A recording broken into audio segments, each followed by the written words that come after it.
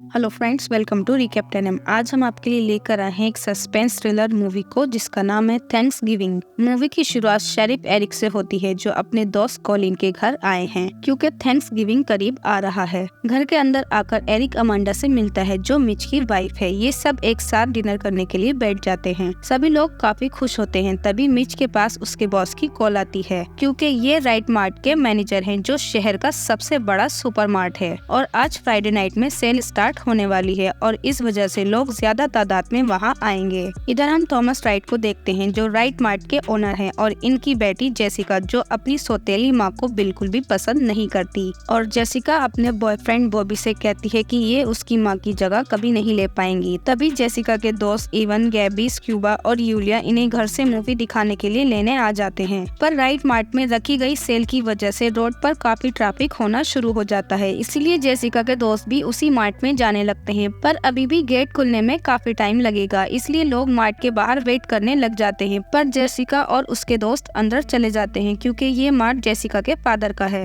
Hanover इन लोगों को mart के अंदर देख लेता है जो इन्हीं के कॉलेज में पढ़ता है और इनकी आपस में बिल्कुल भी नहीं बनती, इसलिए ये लोगों को भड़काने लगता है। अमांडा भी एरिक के साथ मार्ट में खरीदारी करने के लिए आ जाती है पर इन लोगों को कुछ आइडिया नहीं है कि बाहर क्या होने वाला है। हैनोवर जल्दी ही अनाउंसमेंट कर देता है कि मार्ट के अंदर जा सकते हैं। यहाँ लोग हजारों की तादाद में हैं जो बैरियर तोड़कर अंदर जाने लगते हैं पर मेन गेट अभी भी बंद है। पर गेट खुलने से पहले ही लोग गेट को तोड़कर अंदर घुस आते हैं और मौके पर ही गार्ड की मौत हो जाती है। सभी लोग एक दूसरे को मारने लगते हैं। हर जगह भगदड़ मच जाती है। बिना सोचे समझे लोग सामान उठाने लगते हैं। इवान भी टेबल पर चढ़कर वीडियो बनाने लगता है ताकि वो फेमस हो सके, जबकि बॉबी एक घायल हुए आदमी की मदद करने के लिए जाता है पर इसी दौरान उसके हाथ में फ्रैक्चर हो जाता है। इधर अमांडा भी यहाँ से बाहर निकलने की कोशिश करती है पर घबराहट की वजह से वो वहीं पर गिर जाती है। वो रेंगते हुए आगे बढ़ती है पर इसी बीच अमांडा के सर पर शिपिंग कार्ड लग जाता है जिससे उसकी मौत हो जाती है। भीड़ को कंट्रोल करने के लिए एरिक ऊपर हवा में शूट कर देता है और हमें इसके 1 साल बाद दिखाया जाता है कि न्यूज चैनल पर बताया जा रहा है कि पिछले साल थैंक्सगिविंग के मौके पर हुए हादसे के बावजूद राइट मार्ट फिर से थैंक्सगिविंग पर ब्लैक फ्राइडे सेल करने की तैयारी में है। पर मिच इसके खिलाफ है क्योंकि इस हादसे में मिच की वाइफ मारी गई थी। इसके अलावा भी काफी लोग इस चीज का विरोध कर रहे हैं, जबकि कोर्ट ने इसे हादसा बताते हुए उन लोगों को शांत रहने को कहा जिनके परिवार वाले इस हादसे का शिकार हुए। बॉबी का बेसबॉल करियर भी खत्म हो गया क्योंकि उसके हाथ में चोट लगी थी, जिसके बाद से उसने खुद को सबसे दूर कर लिया। पर इस हादसे में इवन का काफी फायदा हुआ क्योंकि उसकी बनाई गई वीडियो को लाखों लोगों ने देखा। इसके बाद हम एरिक को देखते हैं जो एक कैफे में होता है। तभी वहाँ काम कर रही वेट्रेस डिप्टी को एक मास्क देती है जो जॉन्स कार्वर का होता है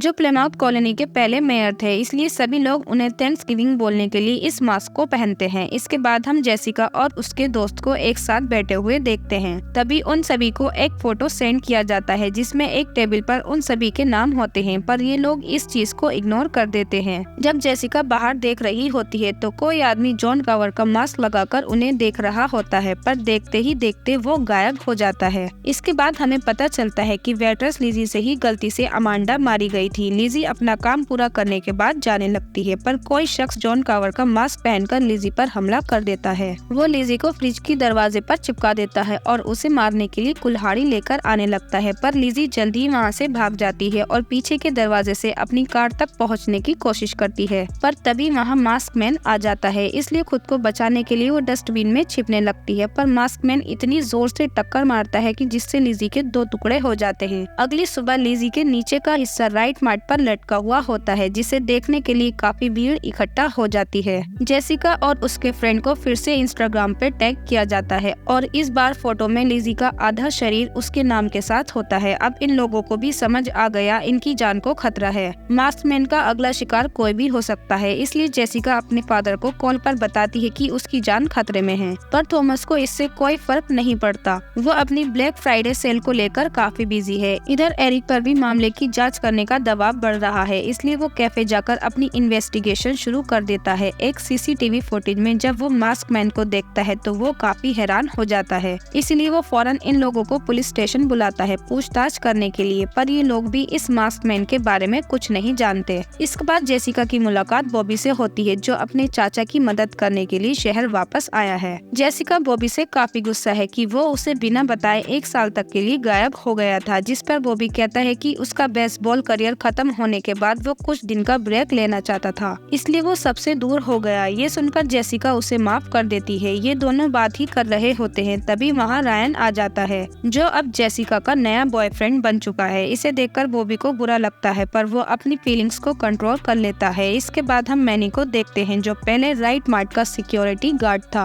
और ये गेट खोलने से पहले ही भाग गया था और वो दूसरे देश जाने की तैयारी कर रहा है क्योंकि इसे अपनी जान की परवाह है। पर इसके जाने से पहले ही वहाँ मास्कमैन आ जाता है। खुद को बचाने के लिए मैनी बैट को अपने हाथ में ले लेता है, पर मास्कमैन बड़ी बेरहमी से उसका सर धड़ से अलग कर देता है और जैसे कि इसने लेज़ी के शरीर का ऊपरी हिस्सा टेबल पर रख दिया था, ठीक वैसे ही ये मैनी का कटा हुआ सर उसकी बराबर में रख देता है और फिर से ये इन सभी लोगों को भेज देता है, जिसे देखकर जेसिका काफी डर जाती है। इसलिए वो अपने फादर के लैपटॉप से वो हादसे वाली सीसीटीवी फुटेज एरिक को भेज देती है ताकि वो इसकी मदद कर सके। इधर हम हैनोवर को देखते हैं, जो अपनी गर्लफ्रेंड का पीछा करते हुए एक रूम में आ जाता है। ये हैनोवर वही शख्स है जिसकी गलत अनाउंसमेंट से हजारों की तादाद में लोग बैरियर तोड़कर मार्ट में घुसे थे। हैनोवर की गर्लफ्रेंड जब ट्रैम्पोलाइन पर कूद रही होती है तो वो उसे देखने के लिए बैठ जाता है। तभी पीछे से मास्कमैन उसका सर घुमाकर उसकी गर्दन तोड़ देता है, जिससे उसकी मौत हो जाती है और इस बात से अनजान इसकी गर्लफ्रेंड ट्रैम्पोलाइन पर कूदती रहती है। पर मास्कमैन ट्रैम्पोलाइन के नीचे से चाकू मारने लगता है, जिससे इसकी दर्दनाक मौत हो जाती है। इसलिए एरिक इन सब को वार्न करते हुए इन्हें कॉलेज से बाहर वापस जाने के लिए कहता है। इवन अपना और गैबी का सामान लेने के लिए नौकर जाने लगता है। इधर जेसिका भी इनका इंतजार कर रही होती है, तभी वहाँ मास्कमैन आ जाता है। इससे पहले मास्कमैन जेसिका को मार पाता वो बचकर भागने में कामयाब हो जाती है। बाहर आकर वो एरिक से अपने दोस्तों को बचाने के लिए कहती है, पर अंदर ना ही मास्कमैन मिलता है और ना ही एवन और गैबी मिलते हैं। इसलिए स्क्यूबा अपने पास गन रखने को कहता है और इसके बाद वो एक ड्रग्स डीलर से गन भी खरीद लेते हैं, क्योंकि अब इन लोगों को पुलिस पर भरोसा नहीं रहा, क्योंकि उनकी मौजूदगी में इन दोनों के दोस्त लापता हो गए। इधर यूलिया भी अपने फादर के साथ शहर छोड़कर जा रही होती है, पर यहाँ पर मास्कमैन सिक्योरिटी गार्ड को मारकर अंदर आ जाता है और यूलिया के फादर को भी गोली मार देता है। पर इस बात से अनजान यूलिया स्क्यूबा और जेसिका से वीडियो कॉल पर बात कर रही होती है। तभी पीछे से मास्कमैन यूलिया के कानों में स्टिक डाल देता है, जिससे वो दर्द की वजह से चिल्लाने लगती है और मास्कमैन फोन लेकर खुद को दिखाने लगता है। स्क्यूबा और जेसिका फौरन उसे बचाने के लिए वहाँ पहुँच जाते हैं, पर मास्कमैन यूलिया को चलते हुए ग्लेंडर पर फेंक देता है, जिससे वो बहुत बुरी तरह तड़प तड़प कर अपना दम तोड़ देती है। अपनी आंखों के सामने अपनी दोस्त को ऐसा देखकर जेसिका पूरी तरह शॉक्ड हो जाती है। इन दोनों को ही समझ नहीं आ रहा था कि ये क्या करें। इसके बाद एरिक एक प्लान बनाता है। वो जेसिका और उसके फादर के जरिए मास्कमैन को बाहर निकालना चाहता है, क्योंकि वो इन्हें भी मारना चाहता है। कैथलीन ऐसा करने से मना करती है, पर जेसिका और उसके फादर कहते हैं कि मास्कमैन को पकड़ने का सिर्फ यही तरीका है। पर मास्कमैन भी बहुत चालाकी से अपना हुलिया बदल लेता है। वो थैंक्सगिविंग के चल रहे सेलिब्रेशन में जोकर बनकर आता है ताकि इसे कोई पहचान ना सके, और वो चारों तरफ गैस फैला देता है।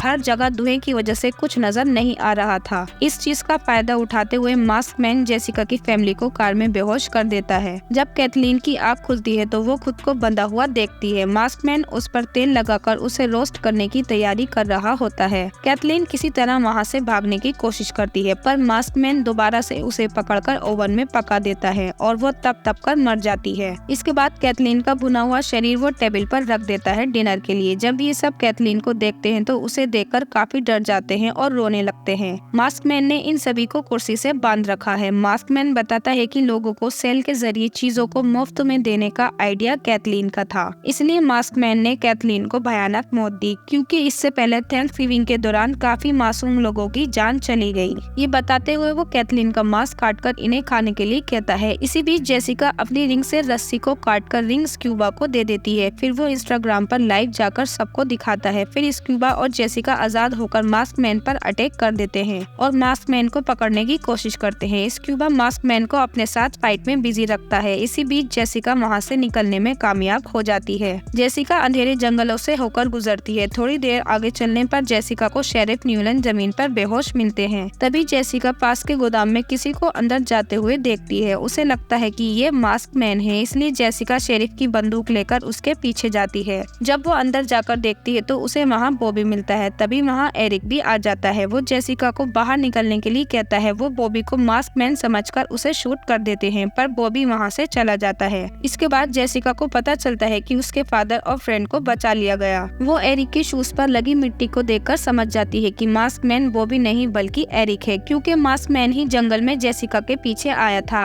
अब एरिक को भी पता चल गया कि जेसिका उसके बारे में जान चुकी है, इसलिए वो उससे कहता है कि उसे जंगल में अकेले आना नहीं चाहिए था। जेसिका एरिक से पूछती है कि वो ये सब क्यों कर रहा है, जिस पर एरिक बताता है कि वो अकेले ही रहता था उसकी बीवी के जाने के बाद। पर कुछ टाइम बाद वो मिच की वाइफ अमांडा से मिला। वो जल्द ही शादी करने वाले थे क्योंकि वो एक दूसरे से प्यार करने लगे थे, इसलिए वो मिच को डिवोर्स देने वाली थी क्योंकि वो एरिक के बच्चे की माँ बनने वाली थी। पर मार्ट में ब्लैक फ्राइडे की सेल के दौरान वो मारी गई, इसलिए वो उन सभी लोगों से बदला लेना चाहता था जो अमांडा की मौत के जिम्मेदार हैं। फिर जेसिका एरिक को थैंक्स बोलती है और कहती है कि जो भी उसने बताया वो सभी लाइव लोगों ने देखा। गुस्से में एरिक जेसिका को मारने की कोशिश करता है पर उसे बॉबी बचा लेता है। वो जेसिका को लेकर बाहर निकल जाता है और ये लोग जीप से बाहर जाने लगते हैं। जाने से पहले जेसिका बैलून्स में गैस भर देती है, पर एरिक इतनी आसानी से इनका पीछा नहीं छोड़ता। वो जेसिका को मारने की कोशिश करता है पर जेसिका उससे बचने की पूरी कोशिश करती है। बॉबी भी जल्दी जीप को आगे बढ़ा लेता है जिससे वो नीचे गिर जाती है और जल्द ही जेसिका बैलून्स को शूट करके ब्लास्ट कर देती है और ये बाहर आ जाते हैं। इसके बाद इन्हें बताया जाता है कि अंदर इन्हें राख के सिवा कुछ नहीं मिला। इसका मतलब एरिक अभी भी जिंदा है। एक रात जब जेसिका सो रही होती है तो उसे किसी के होने का एहसास होता है। जब वो रूम से बाहर जाती है तो एरिक उसे अपनी ओर खींच लेता है। तभी जेसिका घबराकर उठ जाती है क्योंकि ये एक बुरा सपना देख रही थी। और इसी के साथ मूवी का एंड हो जाता है। अगर वीडियो अच्छी लगी तो लाइक करो, कमेंट करो, सब्सक्राइब करो हमारे चैनल को। हम मिलते हैं आपसे नेक्स्ट वीडियो में, तब तक के लिए बाय बाय।